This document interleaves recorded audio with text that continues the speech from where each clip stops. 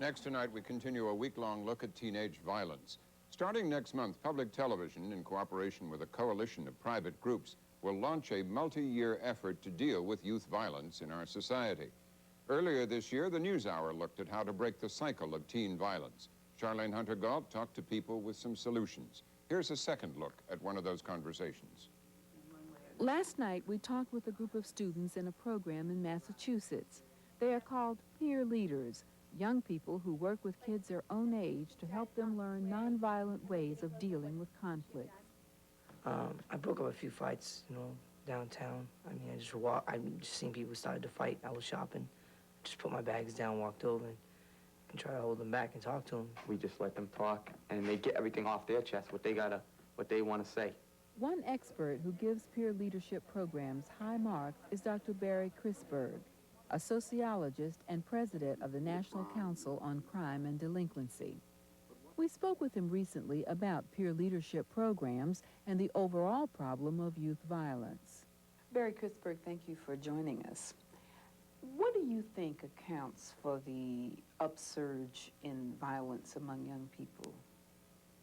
Well, first of all, we have to be very careful and realize that there isn't a major upsurge in violence. In fact, juvenile violence in this country is actually down from 10 years ago. Juveniles represent a smaller share of the violence problem in this country than they did 10 years ago. What is up are juveniles involved in homicides, both as victims and offenders, and the most direct connection to that is guns. You say that the new element is guns. Is there anything new in the approach of programs aimed at dealing with this problem? We're moving away from a pure reaction. For the last 10, 15 years, our approach has been to strictly punish lawbreakers and to assume that that was going to solve the problem. And we very efficiently have pursued that policy. We've arrested unprecedented numbers of kids. We've locked them up in numbers larger than ever before in American history. But the violence problem continues unabated. So I think from police chiefs to judges to correctional officers, we're looking towards prevention strategies and early intervention strategies. The new direction in the field is towards getting involved earlier when kids break the law, not waiting until they accumulate a long list of offenses and then treating them harshly, but beginning to respond as early as we can. One of the programs that started in schools is something called peer leadership, and we've talked to some of the young people involved in programs like that. Tell me what your analysis of the impact of those programs shows. Peer leadership programs are very effective. The most important issue that we face is reaching young people. Adolescence is a period of time in which young people are trying to assert their individuality. It's at a point where they'd rather not listen to the messages by adults, but form their own messages. And so they're tremendously vulnerable and impressed by messages of their counterparts. And whether we talk about smoking or sexual behavior or drug taking or violence, the most significant person is going to be somebody who that young person can identify with, who can say, I have been there, I have done this.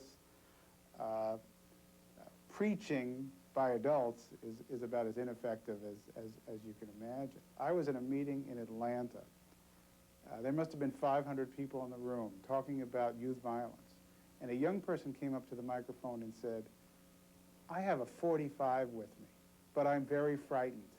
I don't want to hurt anybody. I don't want to break the law, but I am so frightened I have gotten this gun and I don't know what to do. The adults in that audience sat immobilized, and one of the peer counselors got up, talked to that young person, said, I'm on your side. I want to be your friend. I understand your fear. And the young person with the gun came over and handed that gun to the team.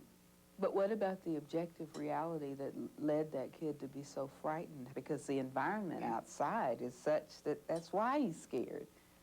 I think if we want to reduce violence, we have to have a two-pronged strategy. We have to address the environmental issues, but also we need to deal with individuals. The peer strategy works very effective with individuals. Of course, we need to change the environment as well. We've got to get the guns out of the communities. We have to figure out how to slow down the drug dealing. But at the individual level, these strategies are very effective because... Excuse me, the example you gave, when you've looked at at programs in other places, do any other examples come to mind? We did a study of a program in St. Petersburg, St. Petersburg, Florida. Florida, which addressed the issue of racial violence in the schools. And this was a program in which a cross-section of students were selected and then given extensive training by the National Conference of Christians and Jews in conflict resolution and mediation. And they became a sort of new leadership structure in the schools. It was a multiracial group that reached out to the other students. So that when there was, for example, an outrageous rumor that went on, like a rumor that there had been lynching in town that was covered up by the media, these kids could come in, deal with the rumor, sort it out, and credibly say to the other youngsters, this didn't happen, this is just something that's stirring emotions.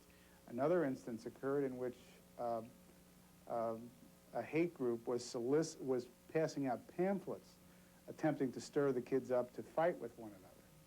And again, these peer leaders jumped into that situation, identified the source of the problem, and were effectively able to communicate to other youngsters and stave off the potential racial violence that might have occurred among the youngsters. And I would submit to you that that's an approach which is far more effective than lectures on brotherhood, watching movies, or the kinds of things that sometimes we adults think about that are really outside the range of young people. If there's one thing I would get across is we have to listen to young people. Most of the programs that we launch that fail are programs thought up by adults that might work for us, but are unlikely to work for young people. Give me an example of some of the ones that don't work.